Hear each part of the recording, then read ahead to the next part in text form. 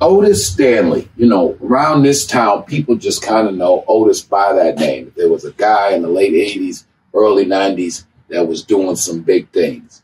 You know, and Otis, God rest his soul, was close to all of us.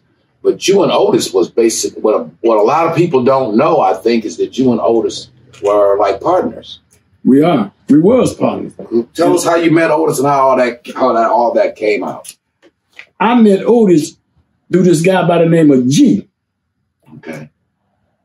That had the club Now. Right there on Jefferson. On Jefferson. That's how I met Otis. And me and Otis got to be real close. Me and him had the same relationship that me and Eddie had it. And like I said, I ended up getting indicted in 1999. When I got indicted, you understand, Otis, you understand, was still doing his thing. That what I was really worried about when he went to jail, when I went to jail, because I was the one handling all the business in the street, because we had the club, Juanita's, and we had the club down in the Fisher Building, club upscale. And like I said, you understand, you know, and he ended up getting killed while I was in jail. He got killed on Davidson and Woodward. And like I say, I missed him very much, because like I say, Otis, you understand, he was close to my family like I was close to his.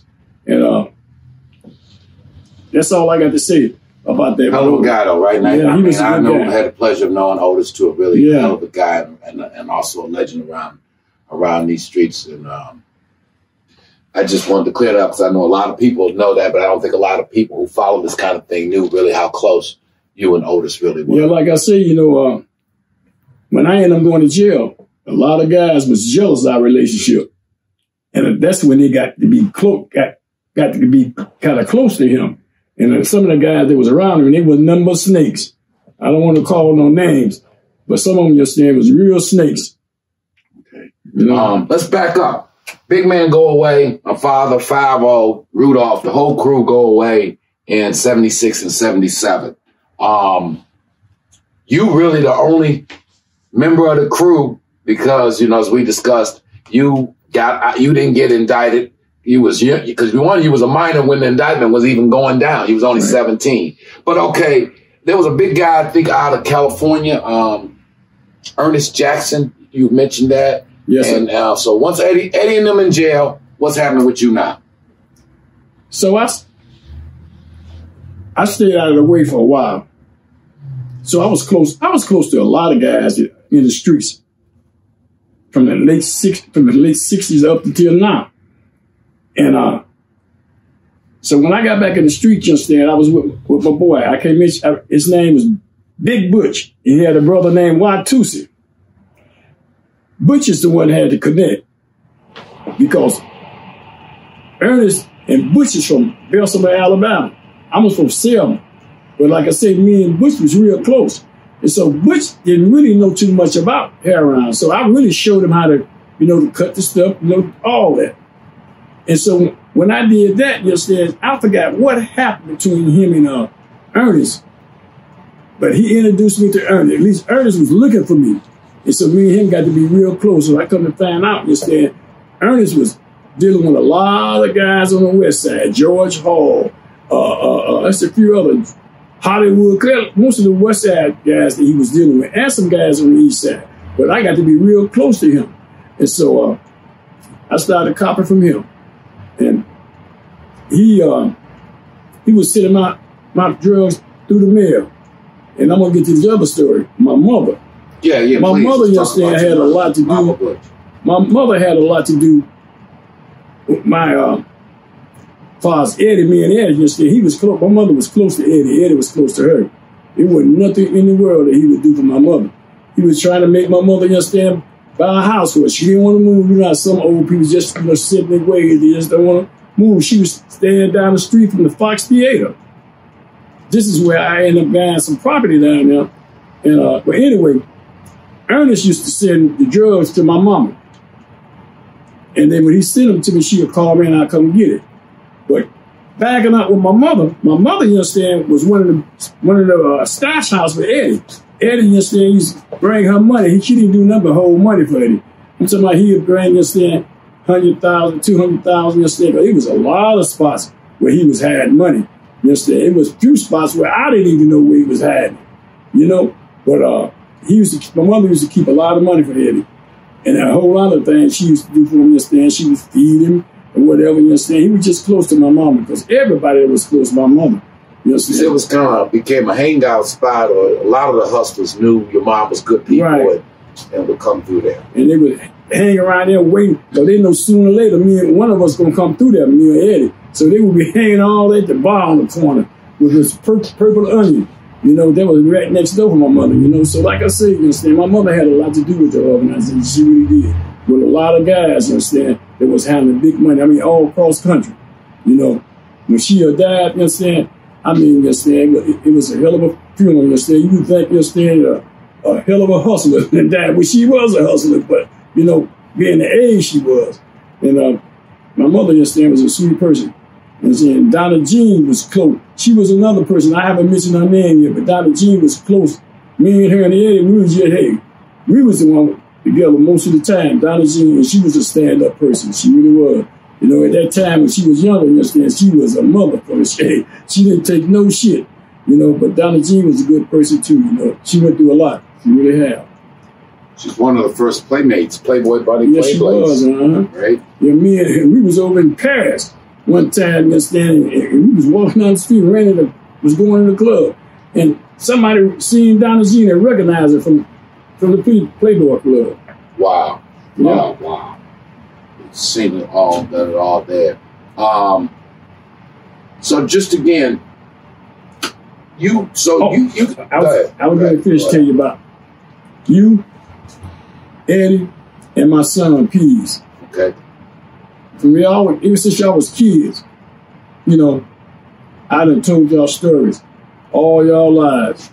And y'all haven't heard a lot of them, you understand, in a long time.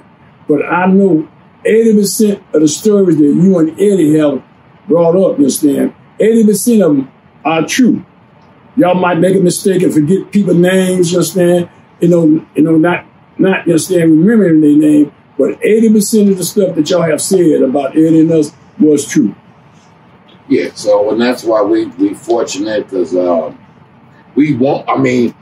just to be clear, you know, you guys' story don't need no extra hype. Y'all was the biggest thing this city ever has seen or probably ever will see. Y'all done traveled the world. Y'all done did the Vegas thing. Y'all done did the Europe thing. It's true, y'all was young black men in the 70s handling millions and millions of dollars and kilos upon kilos of kilos. So, yeah, we don't have to try to glorify or add nothing to the legend of Black Butch, the legend of Eddie Jackson, legend of Courtney Brown. Now, you guys' legend speak for itself. So,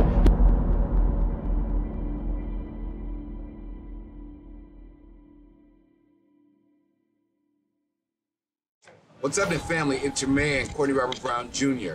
here in Dakar, Senegal. Yes, Big Boss is still in West Africa. We're going to be here for a few more days. And we're having an awesome time here, family. So, you know, we're hooking up with the brothers here at the Made in Africa Project. Just had a real positive meeting with the brother who owns a nightclub over here called Dream. He's doing some thing in the film industry, got some studios. So, right there. 2021, look forward to some of Big Boss's first projects coming out of the motherland. So we are very excited about that. So anyway, you know, guys, with all that's been going on this year in 2020, we didn't really get a chance to do the 10-year anniversary that we wanted to do for this project, which is what started the whole thing, the whole reason why there's even a YouTube channel and why there was the award-winning documentary Motown Mafia, and all that came with that, and before all of this, the Kingpin's Kid Radio, and now Eddie Jr.'s channel. But this whole thing began 10 years ago. So this is the 10th anniversary of when this project began. It began with this book, Motown Mafia, Memoirs of the Kingpin's Kid. And so I know a lot, because I know a lot of you guys, family, you actually know of me or Eddie Jr. or my old man or Fat Man's Legend, and you know it through YouTube. Some of you may have seen the documentary, which, by the way, is available at BigBossFilmworks.com or on Amazon Prime. Tubi TV or most of your streaming platforms, you can still get the award-winning documentary, Motown Mafia. And it all began with this book. Shout out to Lou Stevens, my partner. You never see much of him because he's usually behind the camera, but he has been the backbone of Big Boss Filmworks since we started this thing, so shout out to you, Brother Lou. But so as I was saying though, if you don't know how, the fact that why me and Eddie have been friends for, you know, all of our lives, Eddie Jr., how his dad and my dad have been friends for all of their lives. The real story on how Eddie Jackson Sr., the fat man himself, how he started and built that $1 million empire. You know, we've attempted to unpack it, but if you really want the story, the in-detailed story, you know, give the book a shout. It's also available on Kindle. It's also a history lesson, you know, like in chapter 1, let's just say in the beginning, you know, you get the whole background in chapter 1 of where Detroit was at in the 50s and 60s, the real story with Black Bottom. A feel of what Detroit was like in 1971, where the Detroit Tigers were doing, what the Pistons were doing, what was going on with the race relations in the city. And then the fact that that was the year that would change the course of the Fat Man's organization and everything. That was the year where he met the Gambino crime family. That was also the year where they had the raid on Hubble, which is still, I believe, standing the largest raid in narcotics history in the city of Detroit. So a lot of history, you know, in this book. And I just wanted to give a shout out. Who else? Michelle Moore, the Essence award-winning author, Hood Books. Say You Promise Enterprises, Say You Promise Publishing. Shout out to Michelle. She brought this home. You go, family, I'm not an author, so I put together the manuscript. Michelle Moore brought this project home. Anita Flanagan, the editor, Lou's auntie, you know, again. So shout out 10-year anniversary to the book and all the people who played a part in this thing, and it's just really cool, man. And now, you know, if you told us 10 years ago, I might have said, yeah, I'll be in West Africa, but if you said 10 years ago, Courtney, you're going to have a book road, and then the follow-up book, which we'll talk about a little bit later, you know, not the follow-up to this, here's the follow-up, Motown Mafia, Big Man on Campus.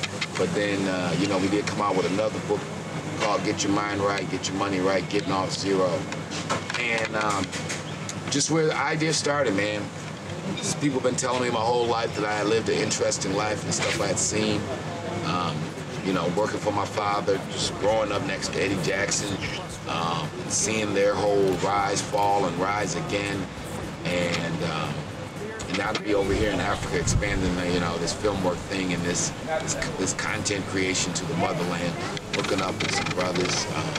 It's just a blessing, man. So we look forward. Want to say thank you again, though. If you don't know, not got the full in-depth story. 10-year anniversary, Motown Mafia, Memoirs of a Kingpin's Kid. Check it out. You can get it from our website, BigBossFilmworks.com. You can definitely get it from Amazon. And if you have not seen the award-winning documentary that followed up on that, you can definitely check that out on Amazon Prime. So, and Tubi TV, again, all the other ones.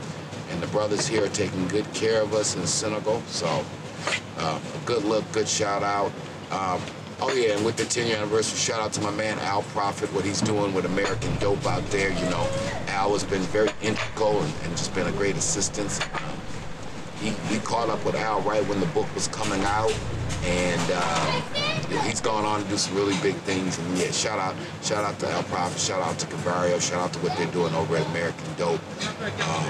It's all good. So I ain't gonna hold you guys up, but again, Big Boss Filmworks live, Dakar, Senegal, West Africa, 10-year anniversary book, Kingpin's Kid, Memoirs of a Kingpin's Kid, Motown Mafia. Thank you all. Appreciate the support. Love you guys. I'll let you, man. Peace.